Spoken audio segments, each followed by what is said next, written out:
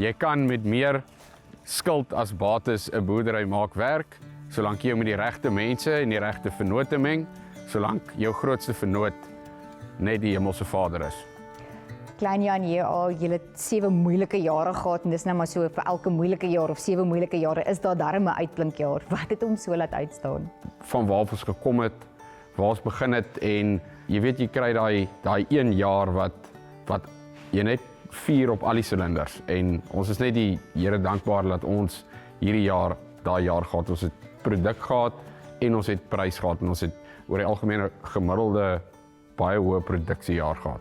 Wat laat julle elke oggend opstaan, dat julle aangaan, voortbeer, ten spyte van die terugslag? Klein Jan, dis so lekker om saam met jou in hierdie boerdery te wees, want die margin for error is soveel kleiner as wat jy net alleen was. Bedoelende, die afgelope 7 jaar het ons klomp foute gemaak, maar ook klomp goed geleer om die regte klone te plant, die regte chemie te spuit, die regte implemente te gebruik. En daar het hierdie jaar gekom en ek dink ongelooflike oesproduksie en ook rosientjieproduksie. Elke mislukking of elke ding wat jy uitwerk, jy mens moet nooit dink dit is 'n mislukking, jy moet dit sien om dit om te sit in 'n volgende geleentheid, of dit 'n leerskool is. Ons gaan nie saam by 'n bakkie staan en kla oor die regering of oor swak pryse of oor swak produksies nie. Ons gaan hier op mekaar kom en kyk of ons dit in 'n geleentheid kan opsien. So elke groot deurbraak en geleentheid het gekom as gevolg van 'n groot probleem. Partykeer kom 'n moeilike dinge oor jou pad, maar as jy net weer sien, is jy gedra daardeur, so ek noem dit 'n seën. Ek kyk terug en ek is dankbaar vir alles. Ons is dankbaar vir Vrydag wat ons die geld gehad het om lone te betaal nie. Ons is dankbaar vir 'n droogte. Ons is dankbaar vir COVID. Ek meen, ons weet nou om ons produkte beter te bemark. Ons weet om beter met water te werk. Is as gevolg van al hierdie uitdagings waardeur ons is die belangrikste, ons het geleer om nader aan ons Skepper te lewe. Want ek dink, ons aanvaar goed soos water so vanselfsprekend. Maar vandat ons die droogte gehad het ons net weer eens besef ons moet meer op ons knieë bly en meer soos die Here se wil lewe. Mens kan dit nie alleen doen nie, veral as jy 'n besigheid so van niks af opbou nie. Die mense met wie jy werk vorm 'n verskriklike groot deel daarvan. Maar mense gebruik ook die woord vennoot so ligtelik.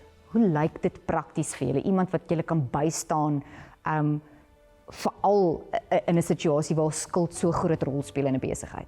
Om dit te maak werk, het jy sekere mense nodig. Sekere mense sal met wie jy die pad kan stap. Nou een van die voorbeelde is Afkri. Jessie Anlie, ons kom in Parstyd, dan staan ons parsmasjiene die aand 8 uur stikkend. Dan kom Afkri, dan werk hulle deur die nag sodat ek die volgende oggend 6 uur kan begin pars. En daar het ook al 'n insident gebeur dat hulle die parte nie in die hande kon kry nie. Die parte moes kom uit Johannesburg. Toe reël die takbestuurder dat ek 6 uur die oggend 'n splinternuwe Gregoire oesmasjien kry net om my pars af te haal. Ek probeer vir julle sê, ek dink nie Afkri is 'n besigheid nie. Ek dink dis 'n vennoot vir 'n boer en dis my voorreg om saam met hulle 'n pad te stap. En die hele diens wat hulle vir die hele boerdery kan lewer. Ek meen, jy kan versekering doen by hulle, ons is nou by Afkri op hulle versekering.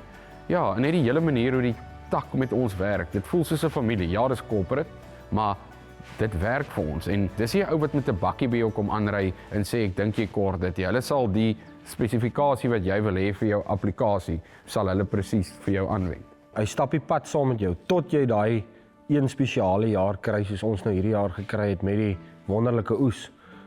Ja, die motto wat ek gebruik is genade van bo en Afkri van agter. So 'n ongelooflike storie, deurdruk, seisoen in, seisoen uit, as dit goed gaan, as dit sleg gaan, of alles dit sleg gaan. Ons is nou vanoggend uit in die pragtige mis, die motreentjie, julle nuwe aanplantings gesien.